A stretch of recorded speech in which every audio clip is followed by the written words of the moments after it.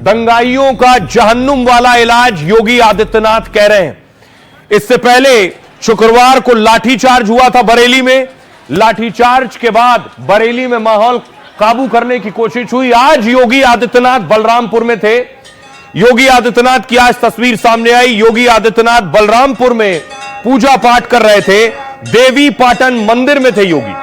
ओम चंद्रमा मनसो जात चक्षो सूर्यो वजायता सोत्राध्वायस्य प्राणस्य उगादग्निरजायत में बता करे।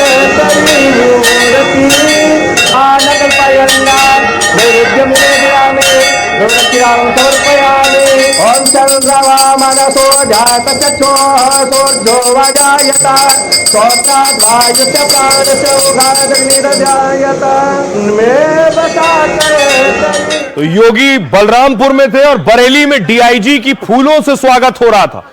बरेली के डीआईजी जब पहुंचे तो उन पर पुष्प वर्षा हुई, गुलाब के फूल से बारिश हुई, लोगों ने स्वागत किया। बरेली के लिए वास्तविक काम है तो हमारा काम मिला है, हम लोग का मिला है, काम है, भाई लोग का रूटीन का काम है वो। सही इन सब मुझे उठा करिए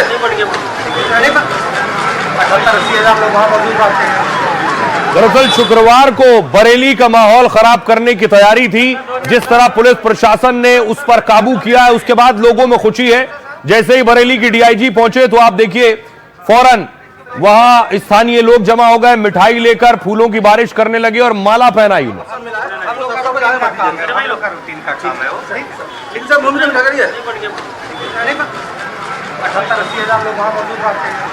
और इसके बाद देखिए बहुत से लोग खुश हैं इस एक्शन से। बयान वायरल है, बहुत से लोगों के लोग इस तरह के बयान वायरल कर रहे हैं। उर्फ शेर का आई लव योगी आदित्यनाथ, उर्फ शेर का बच्चा Chhaava. I love Yogi Adityanath, I love Yogi Adityanath.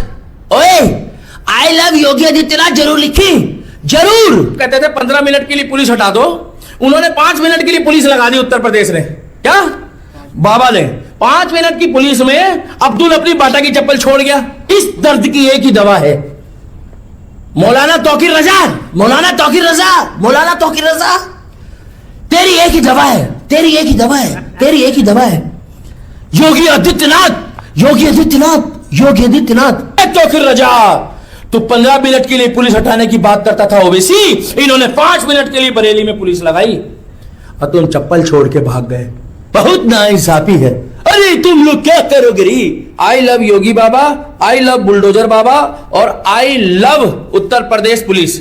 और उत्तर प्रदेश पुलिस तुम लठ बजाओ, हम तुम्हारे साथ है। आई लव योगी आदित्यनाथ उर्फ शेर का। और उपद्रव करने वालों पर एक्शन हो रहा है। ये बरेली की तस्वीर है। जो लड़के उधम कर रहे थे उन्हें पुलिस ने उठाया है। उसके बाद सभी माफी मांग रहे हैं कि ऐसी गलती दोबारा नहीं करेंगे, हमें माफ कर दो।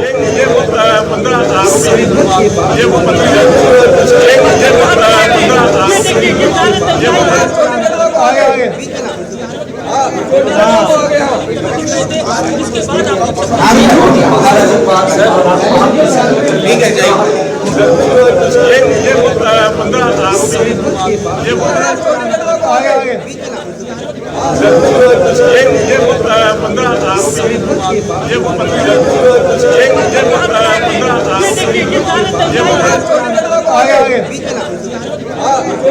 पुलिस ने लोगों की गिरफ्तारी की, उसके बाद परेड कराई गई। तौकीर रजा पर एक्शन हो रहा है क्योंकि तौकीर रजा ने साजिश रची, उनके मास्टरमाइंड और करीबियों पर एक्शन हो रहा है। ये आप देख रहे हैं तौकीर रजा के करीबी का होटल था बरेली में, वो होटल सील कर दिया गया।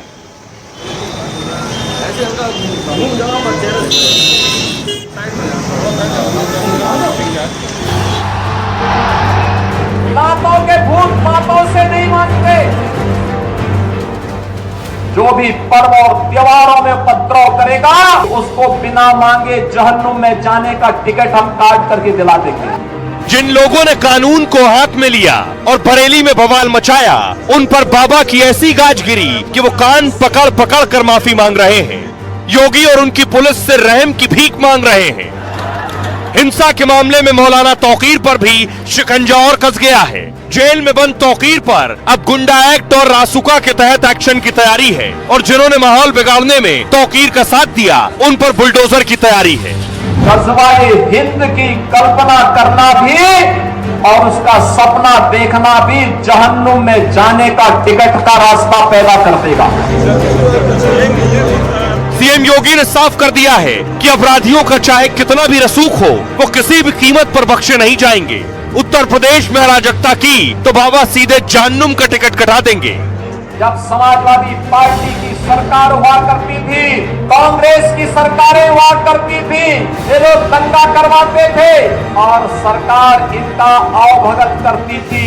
अब ये डबल इंजन की सरकार है, ये मान करके चलिए ये रास्ता उनका सीधे नरक में जाने का होगा, सीधे नरक में। और आइए मैं आपको बताऊं जो एक्शन हुआ बरेली पर, उस पर सियासी रिएक्शन क्या है। असदुद्दीन ओवैसी ने कहा अपनी आस्था को व्यक्त करना भड़काऊ कैसे हो सकता है, धार्मिक स्वतंत्रता एक मौलिक अधिकार है। आई लव मोहम्मद में राष्ट्र विरोध ही क्या है, इसका कौन सा हिस्सा हिंसा को बढ़ावा देता है, इस पर आपत्ति जताकर आप दुनिया को क्या संदेश दे रहे हैं। इन लोगों के लिए मोहब्बत जिंदाबाद गाना बजाना चाहिए। योगी ने कहा इन मूर्खों को पता नहीं कि आस्था को प्यार नहीं सम्मान दिया जाता है। कुछ ऐसे तत्व हैं जो विकास में बाधा डाल रहे हैं, वो त्योहारों में व्यवधान उत्पन्न करना और अराजकता को जन्मसिद्ध अधिकार मानते हैं। मैं उन्हें चेतावनी देता हूं कि विकास में बाधा बनोगे तो इसकी कीमत चुकानी पड़ेगी, आने वाली पीढ़ी भी इसे याद रखेगी। अखिलेश यादव ने कहा योगी पर बनी फिल्म अजय पर भी निशाना साधा। फिल्म पर्दे पर हारी है पर डायलॉग बाजी जारी है। पहली सरकार होगी जो सदन में नहीं बल्कि सिनेमा हॉल में गिरी है। सरकार का ताकत का इजहार करना उसकी कमजोरी की निशानी है। सरकारें लाठीचार्ज से नहीं बल्कि सौहार्द और सद्भाव से चलती हैं। योगी ने कहा लातों के भूत बातों से नहीं मानते हैं। इन्हें लगता है कि सरकार झुककर काम करेगी, लेकिन अब दुस्साहस करोगे तो वैसे ही पिटोगे जैसे बरेली में पीटे गए हो। जिन बच्चों के हाथों में कलम होनी चाहिए उनके हाथ में आई लव मोहम्मद का पोस्टर देकर कुछ लोग अराजकता फैला रहे हैं। प्रदेश में ऐसी अराजकता कतई स्वीकार नहीं है। ऐसे लोगों को बिना मांगे जहन्नुम का टिकट कटवा देंगे। वो समय गया जब सपा कांग्रेस की सरकारें थीं, अब अराजकता फैलाई तो सीधे नरक में जाओगे। इमरान मसूद कह रहे हैं मोहम्मद से हर मुस्लिम को प्यार, लेकिन तमाचे की जरूरत नहीं है। मस्जिदें नमाज के लिए होती हैं, सड़क पर हिंसा के लिए नहीं। मोहम्मद ने हिंसा का नहीं बल्कि मानवता का उपदेश दिया है, इसलिए सड़कों पर तमाशे की बजाय उनका सिद्धांत माने। लेकिन बीजेपी सिर्फ मुसलमानों को टारगेट क्यों कर रही है? योगी ने कहा कुछ लोग भारत में रहते हैं मगर गजवाए हिंद का नारा देकर देश विरोधी गतिविधियों को बढ़ावा दे रहे हैं। गजवाए हिंद भारत की धरती पर नहीं होगा। जो लोग ऐसी साजिश में लगे वो कान खोलकर सुन लें। गजवाए हिंद की कल्पना की तो जहन्नुम का टिकट ही मिलेगा। देर सवेर उनका भी हाल वैसा ही होगा जैसा धर्मांतरण के मास्टरमाइंड छांगुर का हुआ।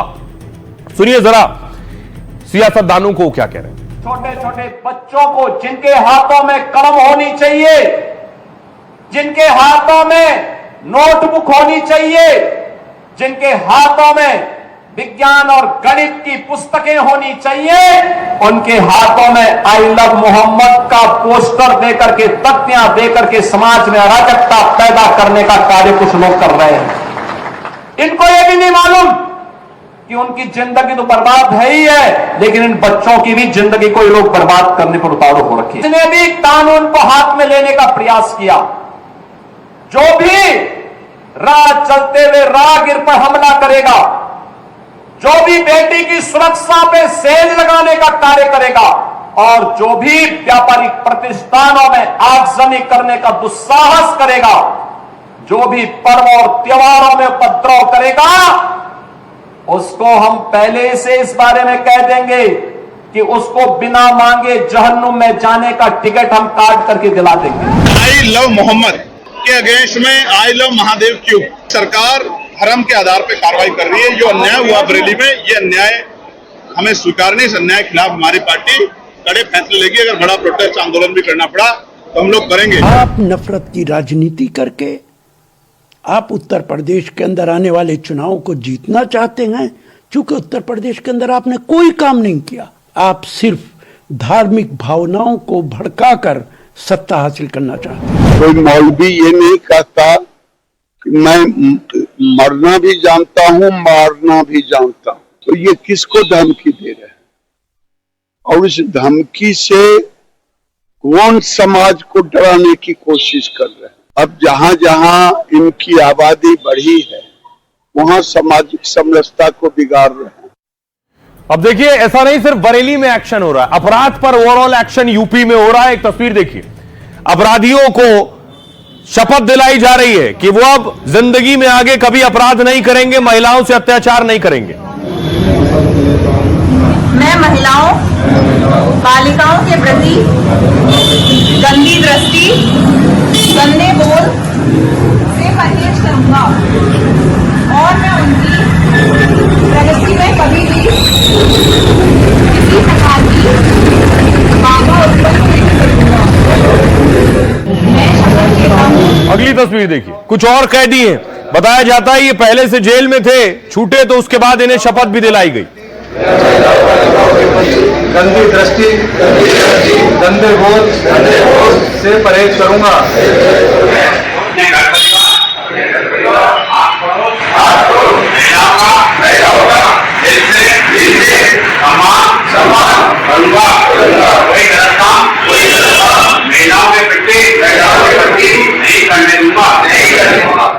और यही वजह है कि पोस्टर लग गए यूपी में। देखिए, I love Mahadev, I love Mohammad के बाद आई लव योगी आदित्यनाथ, ये पोस्टर यूपी में लगे।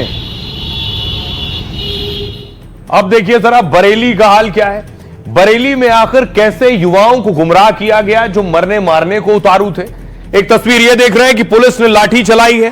पुलिस की लाठी में बहुत से लोग घायल भी हुए हैं जो अस्पताल तक पहुंच गए, लेकिन आखिर इस नौबत तक कैसे पहुंचे, तौकीर के कौन से बयान थे। अगली तस्वीर दिखाऊं, एक बयान वायरल है एक युवक का, उसके बयान से आपको अंदाजा होगा कि दिमाग में क्या भरा है कि मरने मारने को उतारू।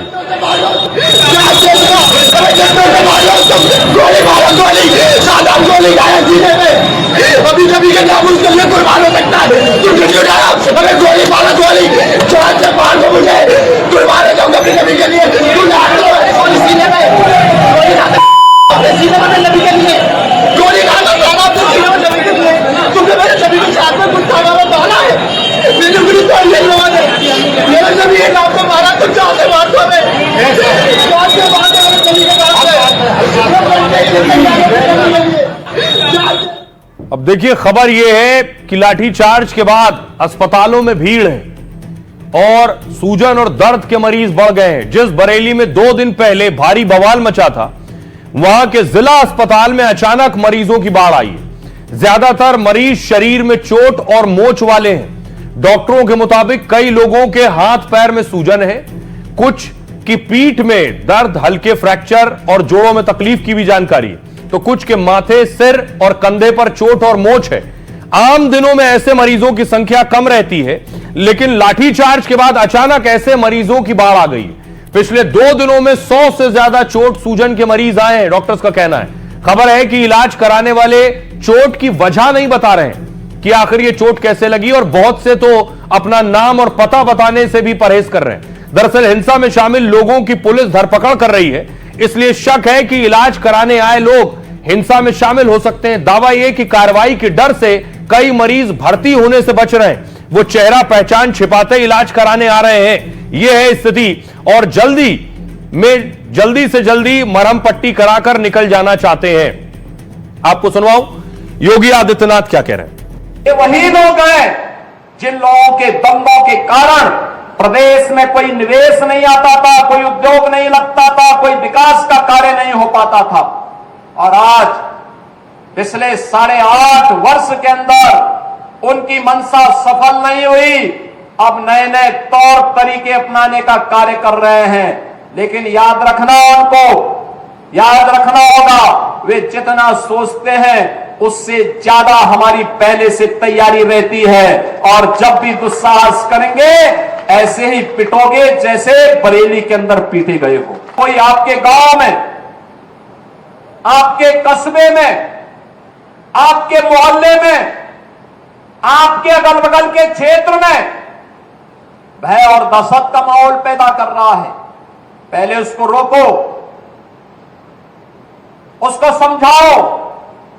अगर नहीं मानता है तो प्रशासन को बताओ, प्रशासन अपने आप ही उसको ठोकने का कार्य कर देगा। आपको उसमें चिंता करने की बात नहीं है।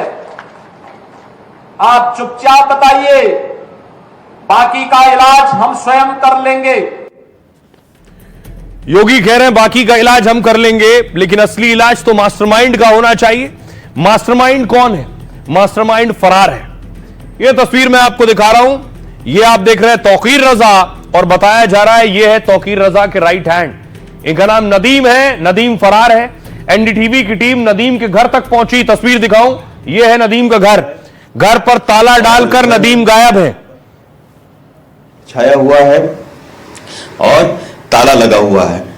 तो फिलहाल नदीम खान फरार हैं और कल पुलिस ने यह बताया था कि नदीम खान ही वो शख्स है जिन्होंने इस पूरे जो बरेली की हिंसा हुई उसमें शुक्रवार को तकरीबन 2 से 3 बजे के बीच में इन्होंने अपने व्हाट्सएप से 50 कॉलें की। जो घर है वहां पर सन्नाटा। तो आपने देखा, ऐसी घटना के बाद सबसे पहले मास्टरमाइंड गायब होता है, क्योंकि उसे पता है उसने क्या किया है। तो देखिए मास्टरमाइंड कहां है। आका तो जेल में है, मास्टरमाइंड बाहर खड़ा है। तौकीर रजा जेल में है, नदीम फरार है। पुलिस के मुताबिक नदीम ही बरेली बवाल का मास्टरमाइंड है। नदीम इत्तेहाद मिल्लत काउंसिल यानी आईएमसी का पूर्व जिला अध्यक्ष है। वो तौकीर का करीबी है और हर प्लान में उसका राजदार माना जाता है। हिंसा से एक दिन पहले तौकीर का प्रतिनिधि बनकर पुलिस से मिला था। नदीम ने पुलिस को कहा तौकीर शुक्रवार को प्रदर्शन नहीं करेंगे, हम समर्थकों को भी बता देंगे इस्लामिया मैदान में प्रदर्शन नहीं होगा, इसलिए सभी लोग शांति से घर के पास की मस्जिद में नमाज पढ़ें। लेकिन रात 2 बजे आईएमसी के व्हाट्सएप ग्रुप में उसने एक नई चाल चली। पुलिस का कहना है और लिखा कि पुलिस को दिया भरोसा और पत्र पूरी तरह फर्जी है। मतलब नदीम ने लोगों को रात से ही जमा होने का इशारा कर दिया। फिर शुक्रवार को नमाज के बाद 55 लोगों को व्हाट्सएप कॉल किया। आईएमसी के असर वाली जगहों पर भारी भीड़ जुटाने के लिए कहा। नदीम किसी से फोन पर निर्देश लेता और फिर भीड़ को उकसाता है।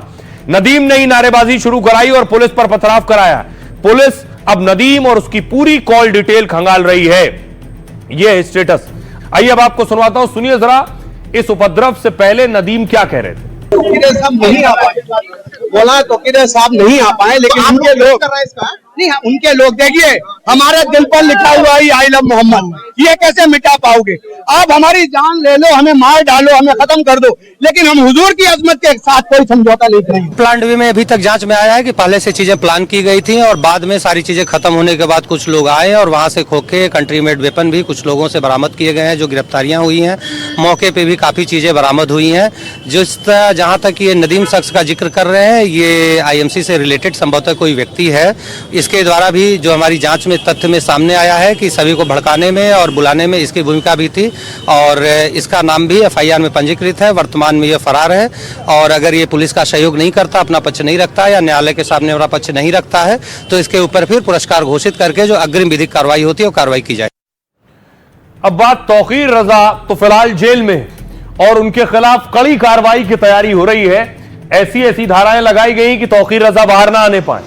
ये आप देख रहे हैं आला हजरत दरगाह, जहां पुलिस की कड़ी सुरक्षा है, कड़ा पहरा है पुलिस का और यहीं से तौकीर रजा जुड़े भी रहे हैं।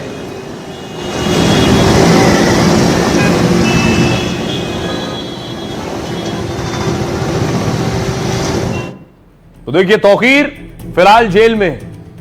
बरेली में बवाल का जो सबसे बड़ा गुनहगार माना जा रहा है इस वक्त, भीड़ को उकसाने के आरोप में 10 में से 7 एफआईआर में इनका जिक्र है।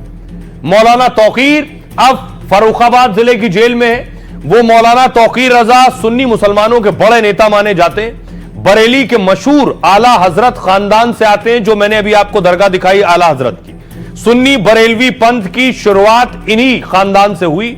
इनके परदादा अहमद रजा मशहूर कवि, विद्वान, समाज सुधारक थे और तौकीर रजा भी अपने परदादा की तरह खूब चर्चा में रहते हैं, लेकिन सही काम से ज्यादा विवादित बयानों की वजह को लेकर चर्चा में रहते हैं। पहले भेदभाव का आरोप लगा, all India Muslim personal law board से अलग हो गए थे ये। फिर 2001 में अपनी पार्टी बनाई, इत्तेहाद मिल्लत परिषद आईएमसी, जिसका जिला अध्यक्ष हुआ करता था नदीम, जिसके बारे में मैंने आपको बताया अभी। बीच में 2009 में तौकीर रजा ने कांग्रेस का हाथ थाम लिया। 2010 में बरेली में दंगे करवाने के आरोप में इनकी गिरफ्तारी हुई। बाद में जमानत मिली तो अखिलेश की पार्टी का दामन थाम लिया।